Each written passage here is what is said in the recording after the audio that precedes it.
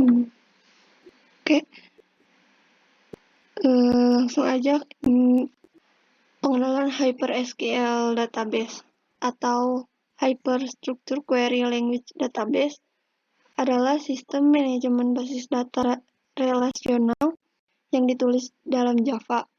Ia memiliki driver JDBC dan mendukung sebagian besar standar SQL 92 dan SQL 2008. HyperSQL dikembangkan dan diterbitkan oleh HSQL Development Group. Grup ini dibentuk pada tahun 2001 dan telah merilis beberapa versi utama database selama bertahun-tahun. Versi 2.0 dirilis pada tahun 2010 dengan mesin inti transaksional baru dan implementasi JDBC. Mesin telah dikembangkan lebih jauh di versi 2.7.0. HSQLDB tersedia di bawah lisensi BSD, digunakan sebagai mesin basis data dan persistensi di banyak proyek perangkat lunak open source. Terinspirasi oleh Doxygen dan Javadoc, HyperSQL membantu developers dengan mudah mendokumentasikan kode mereka untuk pengguna umum. Bekerja dengan memindai source code untuk komentar dan tampilan SQL hypermapping, package, procedures, dan function ke dalam halaman dokumentasi. Selanjutnya, untuk instalasi HSQL database di Windows, pertama-tama kita install dulu Docker-nya, kemudian membuat image Docker pada folder HSQL atau folder yang ingin dituju, dan membuat database alias terlebih dahulu. Setelah membuat database alias, lalu konekkan dengan HSQL. Sebelumnya mendownload dulu file hsqldb.jar pada website HSQL-nya, lalu simpan di folder HSQL. Setelah itu, running dengan mengetik java minjar hsqldb.jar. Setelah di enter, akan muncul pop-up HSQL Database Manager. Lalu ada beberapa opsi pada type-nya diganti menjadi HSQL Database Engine Server, seperti pada gambar. Lalu di bawahnya ada URL.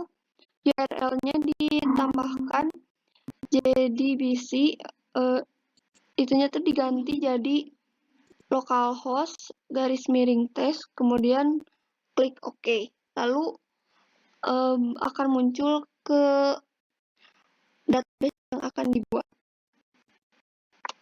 Selanjutnya,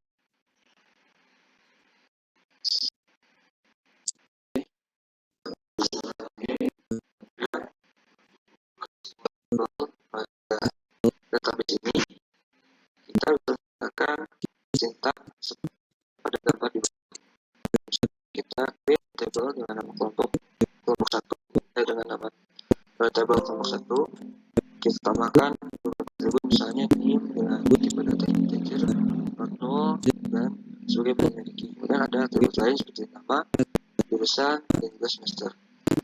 Nah, kemudian kita klik execute SQL, yang mana execute SQL ini digunakan untuk memproses setiap perintah yang kita inginkan. Kemudian sintak ini juga mirip atau sering digunakan juga pada MySQL, MariaDB, dan juga database yang lain. Next. Nah, kemudian setelah kita membuat table, untuk memasukkan data pada table, kita bisa lakukan juga seperti pada gambar. Nah, misalnya insert into nama tabelnya kelompok 1. Nah, di sini kita memasukkan beberapa data seperti ini, ada name, nama, jurusan, dan juga semester. Next.